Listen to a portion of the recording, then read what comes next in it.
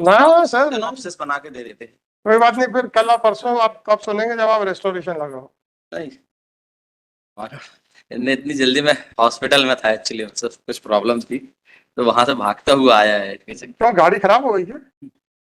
थोड़ा सा लीवर में प्रॉब्लम थी मेरे, तो चेकअप के लिए गया था। आपने कहा भागता हुआ है तो गाड़ी खराब हो गई है? अगर गाड़ी के मतलब इसमें एक निवेदन, गाड़ी के अस्पताल में थे तब तो फिर मतलब आप मैकेनिक के पास थे। 230 में तो आगे हाजिर हो गए थे। हाँ नहीं, हादसे में आया। इंस्ट्रक्शन आपका भय है आशीष जी, आपका भय है कि आ गए। जी बताइए क्या है सर? इंस्ट्रक्शन वही है सर। अब मेरे को हाँ, कर लीजिए। इन्फेक्शंस कैसे, और इनका तो आईए है और इंटरवेंशन ऑफ द पिटीशन। अरे इनका कहना है, इन्फेक्शंस नहीं हुई, मैं बता दे। बताइए। मतलब in this petition, petitioner challenging the enacted P14 model. P14 model, इसमें क्या हुआ sir? This is the list issued by the STA model for regarding the grant of regular stage carriage permit model. इसकी life क्या होती है regular stage carriage permit की? नहीं, इनकी लाइफ तो पर इस केस में हमारे थोड़ा डिफरेंट है। इसमें 5 साल की लाइफ है उस पर। मतलब what happened in this case model, the petitioner operating the vehicle since 2007 on the route in question with agreement with the MPSRTC model when the MPSRTC was alive and the all vehicles were operating by the MPSRT under the lease agreement model. Since 2007 I was regularly operating the vehicle। वही बस चला रहे थे? वही बस चला रहे थे। तो मतलब 14 साल की तो ऐसे वो फिर बदलती गई, मैं बता रहा हूँ। 2007 से मैं इट इज द मालूम, it is the P2 is the lease agreement model. ये 2007। आपका क्या कहना है कि मुझे इसमें सर मेरा शॉर्ट में अगर मैं बता दूं, आप क्या चाहते थे? मैं इसमें सर मेरा परमिट इन्होंने कैंसिल कर दिया था और I was regularly operating the temporary permit. उसी ग्राउंड पे मैं माननी, आप अगर आपका कैंसिल ना किया होता तो भी 5 साल के लिए ही मिलता। नहीं वो रिन्यू हो जाता हमारा। हाँ, होता तो नहीं रिन्यू मतलब it is the provision of section 82 the renewal after renewal is also fresh. No, it renewal is not fresh. It is no. There is a separate provision under the motor vehicle. It is the wrong interpretation, my lord. इसका by whom? By the High Court or Supreme Court? So wrong interpretation by the my learned friend, my lord. अच्छा, by learned friend। तो फिर friend बोलो ना, learned का इसमें मेरा sir मान लो एक, अगर आशीष जी गलत इंटरप्रिटेशन कर रहे हैं तो फिर लर्नर कैसे हुए? तो भाई जी मेरे लिए अभी आपने देखा मेधावी छात्र को 0 नंबर मिले हैं? तो मैं सबको मेधावी समझता हूँ, एक्सपेक्ट मी। तो साथ में ये तो कह रहे हो 0 नंबर है। मतलब this the separate provision section मतलब section 80 regarding the 72 and section 80 for regarding the grant of regular permit model and the renewal is section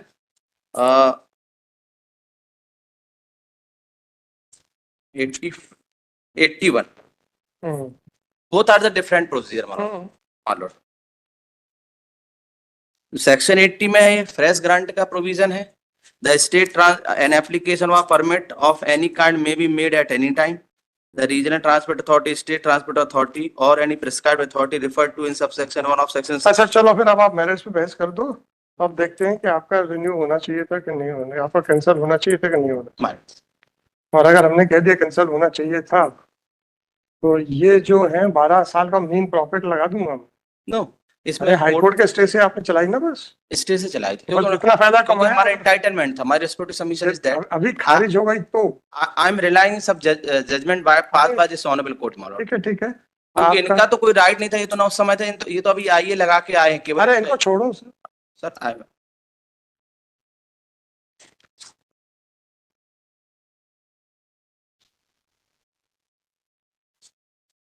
So my lord, I am regularly operating the vehicle on since 2007 my lord। जी, adverse position है? मतलब adverse position है? नहीं है। Adverse position है क्या? No adverse position नहीं है। Then after closure of the MPSRTs, my lord, there is the some order passed by this.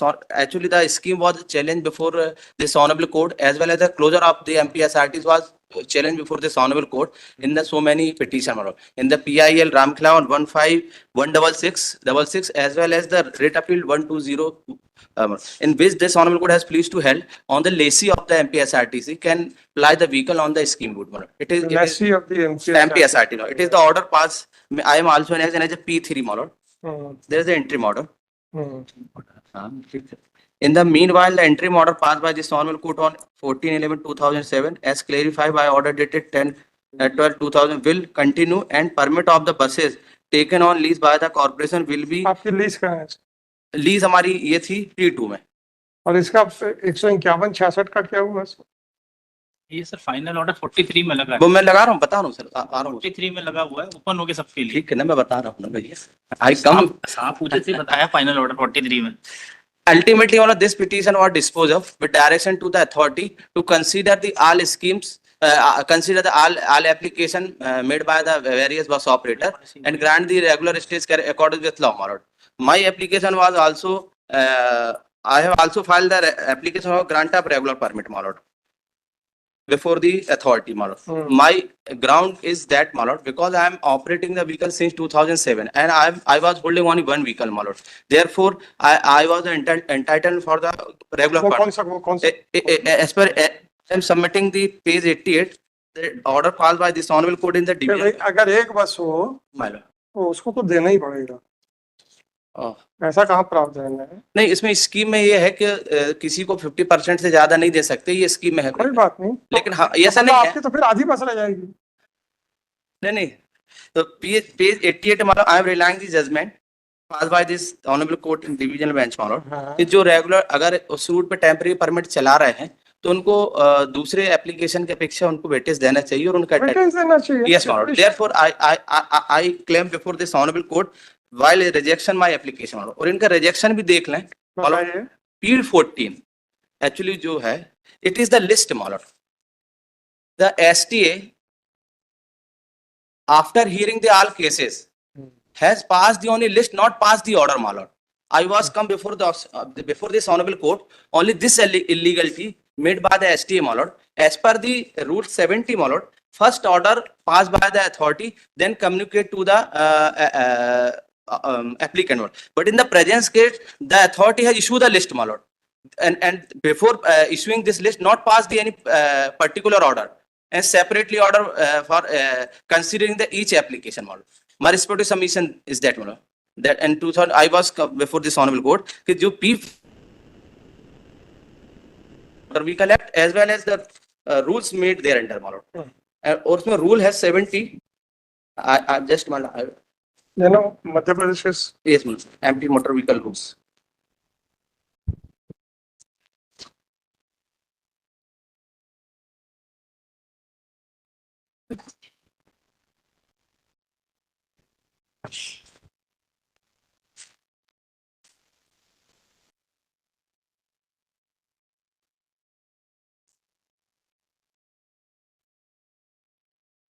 May I read? एक मिनट,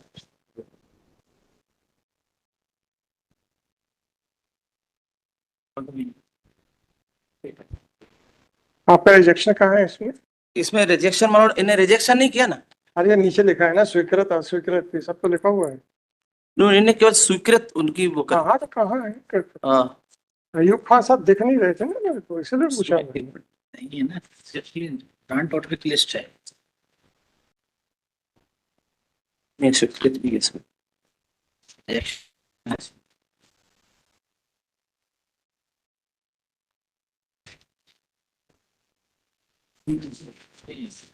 सेम यही तो है दोनों, यही तो है, एक ही है, पीछे भी नहीं है।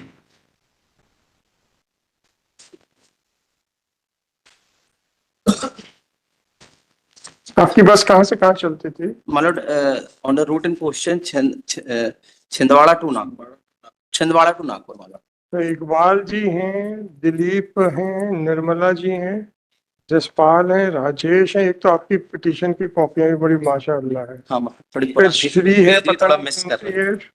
बिल्कुल बस जैसी हैं सर। श्रीमती बेगम है, मोहम्मद खान साहब हैं, त्रिपाठी जी हैं, एक कोई जितेंद्र हैं, हनीफ है, याकूब हैं, और अब्दुल है और यूसुफ है। मालूम। आप हमारा नहीं है नाम इसमें, सैंक्शनिंग में मेरा नाम नहीं है।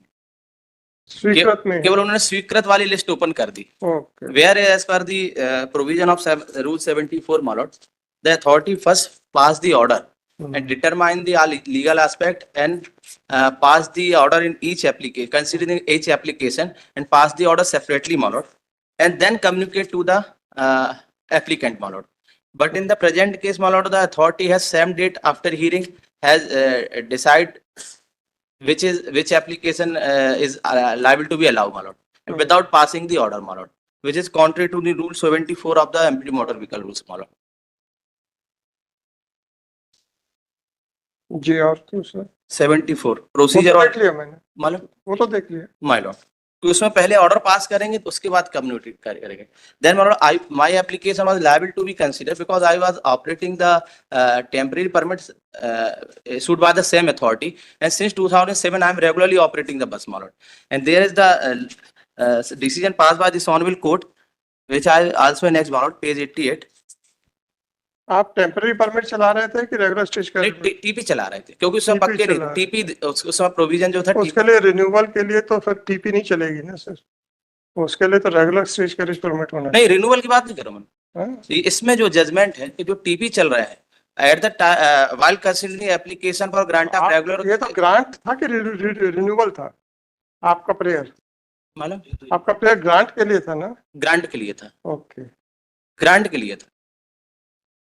अच्छा है यार, हाईकोर्ट को आप लोगों ने आरटीए और ये सब बना रखा हुआ है। नो नो मालूम, एक्चुअली दैट टाइम मालूम और क्या? To consider that. कोई भी रोकता था बोले ये देख हाईकोर्ट का ऑर्डर।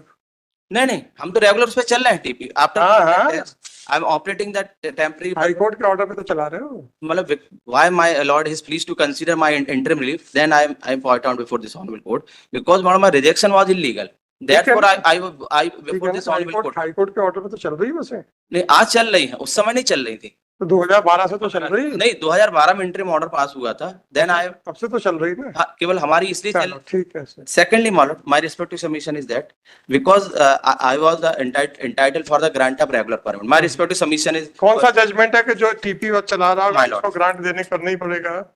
मतलब इन पेज 88 में है, page 88 my lord, अनेक्शर in exam P15 है, P15 मालूम।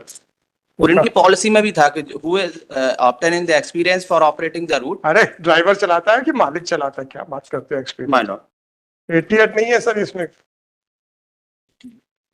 I'm sorry,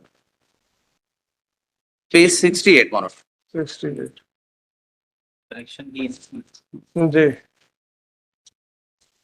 मतलब पेज 90 से है 90 तक कुछ नहीं। आई एम सॉरी, मतलब पेज 67 68 गलत, 69 70 मालूम, कुछ गलत नंबर 70 ना, मालूम, वो तो 69 से 68 से स्टार्ट हुआ तो 70 पे आ गया। 68 से 70 70 ये तो टाइमिंग्स वाला केस। 70 इट इज ट्रू, अरे ये तो टाइमिंग वाला केस है भाई, मालूम। ये तो टाइमिंग वाला केस है। ये टाइमिंग वाला नहीं है, ये अरे ग्रांट ऑफ रेगुलर परमिट पे, हद हो गई यार।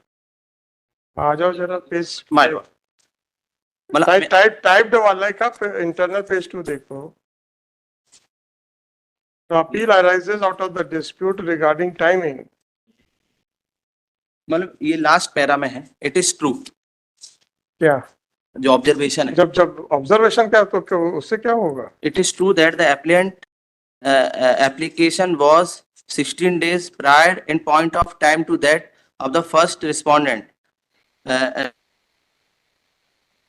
ये तो खिलाफ में है आपके। नो नो, ये सपोर्ट में है, कैसे? ये क्योंकि हम आरटीपी चल रहे थे। हाँ तो ये तो कह रहे हैं कि कैसे हो सकता है? नहीं, ये उन्होंने बोला कि दे सकते बस पढ़ो पढ़ो पढ़ो। Hello, It is true that the appellant's application was 18 days prior in point of time to that of the first respondent, but the learned single judge attached more weight to the circumstance that on the route in question with reference to which both the contesting parties were given regular permit, the first respondent was operating on temporary permit for a period of 7 years. We do not want to be understood as indicating that also by itself is decided. Appropriate decision in all cases should be taken having regard to all the circumstances. The fact that the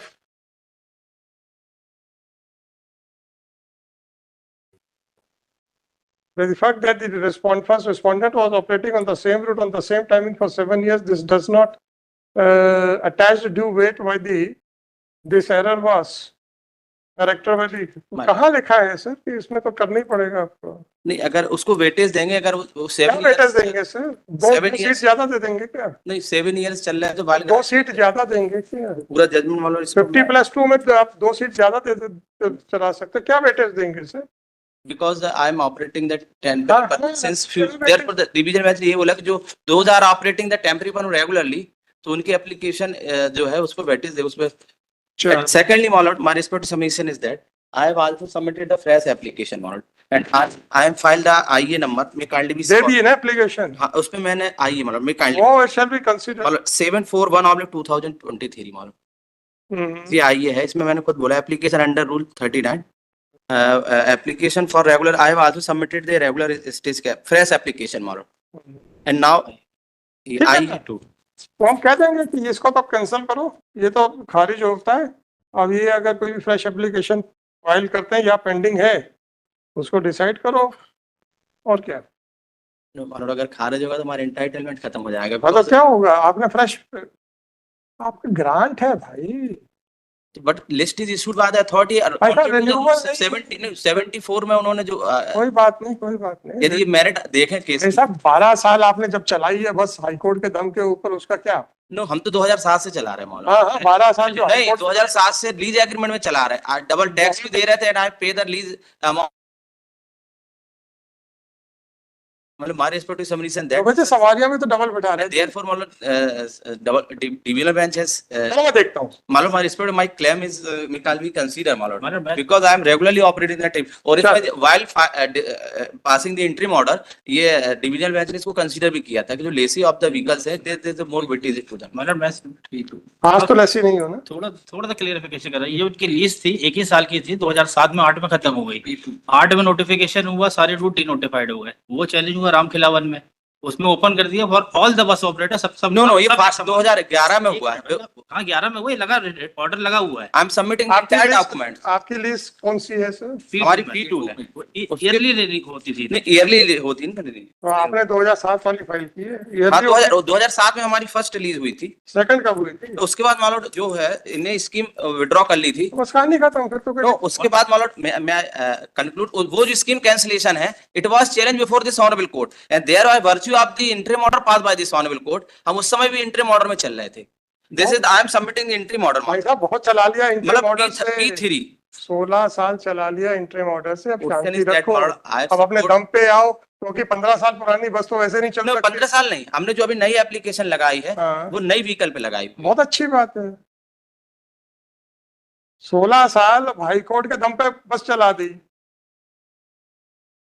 आप कहते हो कि high court के दम मतलब पे इन्होंने जो टीपी चल रहे थे सबको दे अच्छा, दिए। कितने एक्सीडेंट हुए हैं आपके अभी तक? मेरे अब ये तो कोई हुआ नहीं है ऐसे वैसे मैंने जानकारी। बताओ ना। I am smoothly operating the vehicle smoothly without paying tax. सड़कों पे वैसे ही करते हैं तो स्मूथली कहाँ से चला रहे हैं? Without paying tax. No, it is wrong. Assessment order लगा नो नो मालूम लाखों रुपए टैक्स। No, no, कोई no. काउंटर साइन करना कराते हैं, state of Maharashtra counter sign भी नहीं कराते हैं, वहां का टैक्स भी नहीं देते हैं।